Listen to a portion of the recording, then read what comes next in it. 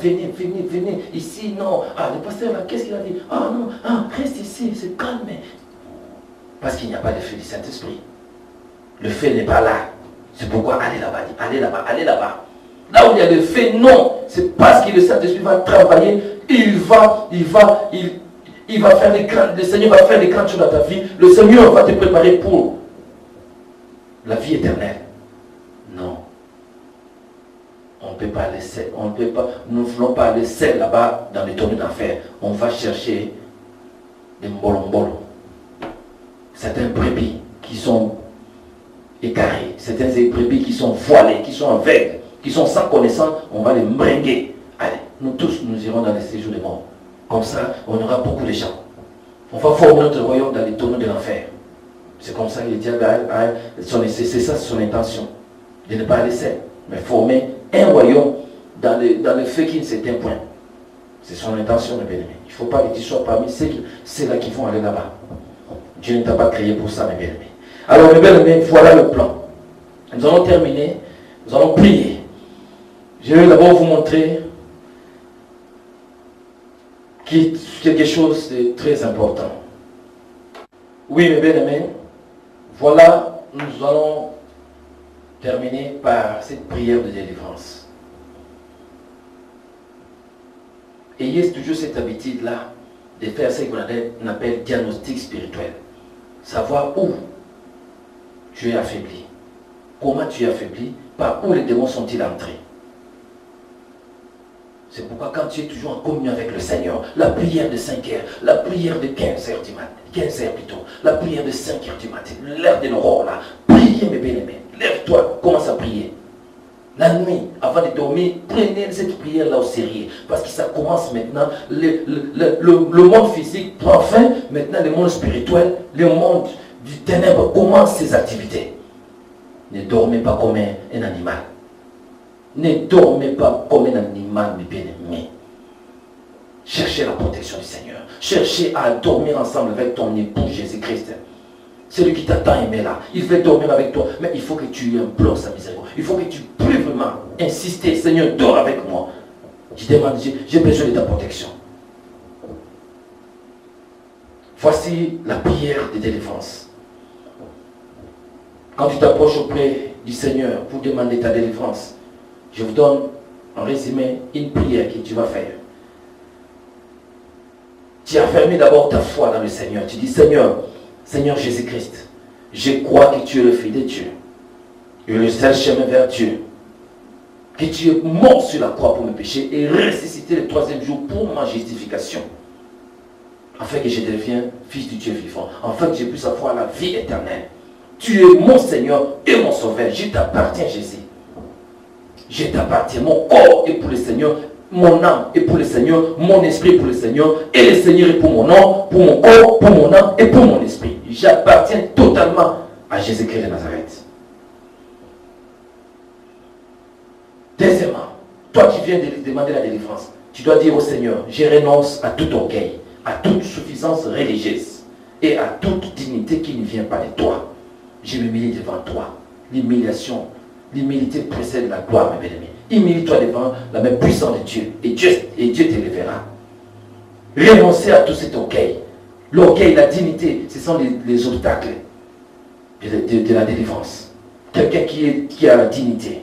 Ah, on va me voir tomber par terre. On va me voir s'agenouiller. Mais je suis habillé en bas de manzaton. Aïe, manzaton. Pendant que les démons sont en train de te tourmenter dans le ventre, porter le manzaton, on ne sait rien. Tu es malade, dedans, tu es pourri. On te voit à l'extérieur, tu donnes un aspect, mais à l'intérieur, tu es pourri. Ça ne sert à rien. L'intérieur vaut mieux que l'extérieur. L'extérieur, ça ne sert à rien, mes bien-aimés. Ce corps retournera dans la poussière. Et c'est ton esprit qui retournera au ciel pour rendre compte à Dieu comment tu as marché sur la terre. Nous sommes corps, âme, esprit. Comprenez, mes bien-aimés. Alors, renoncez à cet orgueil-là, renoncez à la suffisance religieuse. Ah, moi je suis de telle église. Ah, moi je suis. Oh, Dieu n'a pas dit, Dieu n'a pas laissé les dénominations sur la terre. Il a laissé une parole. Il a dit, allez, faites de toutes les nations les disciples. Aïe, comprenez les Écritures. Il veut faire de nous des disciples. Quelqu'un qui est discipliné, qui suit le principe de son maître. Le chrétien. C'est un nom qui a été donné à Antioche, mes bien-aimés. En Turquie. C'est le nom des chrétiens et vient de la Turquie. Antioche. Et aujourd'hui, la Turquie, c'est quoi? Ce sont les musulmans. Ils ne sont même pas des chrétiens. Et ils nous donnent le nom des chrétiens. Comprenez un peu.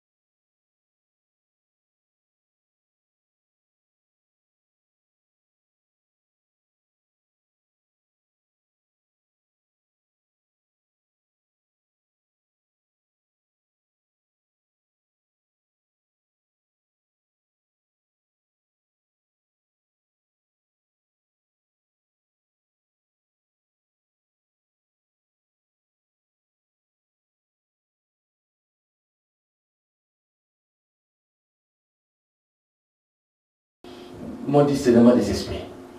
Il y a un pays musulman, la Turquie, Antioche c'est en Turquie. Et là, il nous donne, nous, les chrétiens, il nous donne, nous qui sommes en Christ, il nous donne le nom de chrétiens. Un musulman, le musulman vous donne le nom, ah, vous êtes en Christ, ah, vous êtes chrétien. Non, moi je suis disciple de Jésus. L'Éternel, le Dieu des armées, dont je suis le serviteur. C'est comme ça qu'Élie disait, le Dieu des armées, dont l'Éternel, le Dieu des armées, dont je suis le serviteur.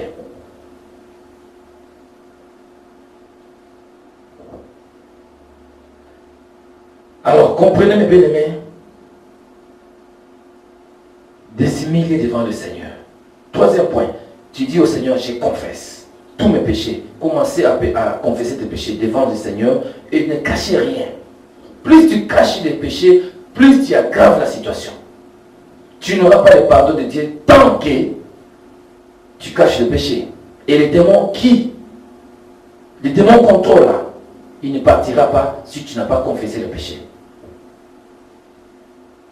Confessez tout en particulier, chacun a son nom. J'ai fait ceci, j'ai fait ceci, j'ai fait ceci. Demandez le sang de Jésus pour te purifier. Parce que d'après la loi, tu t'es purifié par le sang. Sans l'effusion du sang, il n'y a pas de pardon. Il n'y a pas de pardon, mes bien-aimés. Hébreux 9, verset 22. Sans l'effusion du sang, il n'y a pas de pardon. Le sang de Jésus, pas le sang des boucs, hein. Le sang de Jésus qui ôte les péchés du monde. Dieu n'a pas dit de couper tout le temps la tête d'un brebis, elle est coupée d'un bouc. Non. Le sang qui ôte le péché du monde, comme un agneau sans défaut. Le sang là ôte le péché. Il rend notre cœur plus blanc que la neige. Que ce sang là puisse te purifier. Quatrième point, il dit au Seigneur, je me répands de tous les péchés. Et je me tourne vers toi, Seigneur, pour obtenir miséricorde et pardon au nom de Jésus. Tu confesses le péché et tu te répands de ces péchés-là. Tu te répands. Et tu dis au Seigneur, par une décision de ma volonté, je pardonne librement à tous ceux qui m'ont fait du mal ou du tort. J'abandonne toute haine. Je pardonne celui qui m'a fait du mal. Tu commences à citer, il m'a fait ceci, il m'a fait ceci, j'avais de la haine contre lui. Seigneur, je le pardonne au nom de Jésus. Afin que le Seigneur puisse aussi te pardonner. Bannis la haine. Ne garde pas la haine contre les gens. Les gens n'ont pas de délivrance aujourd'hui parce qu'ils ont la haine contre le prochain. Je romps, après tu dis au Seigneur, je romps tout contact que j'ai pu avoir avec l'occultisme ou avec la fausse religion. Je m'engage à débarrasser de tous les objets associés à l'occultisme ou aux fausses religions. Rompre, mes bien-aimés, rompre. Utiliser la parole de Dieu comme il n'est pas double tranchant. Commencer à rompre. Mais avant de commencer à rompre, il faut prendre d'abord les objets là qui tuent à la maison.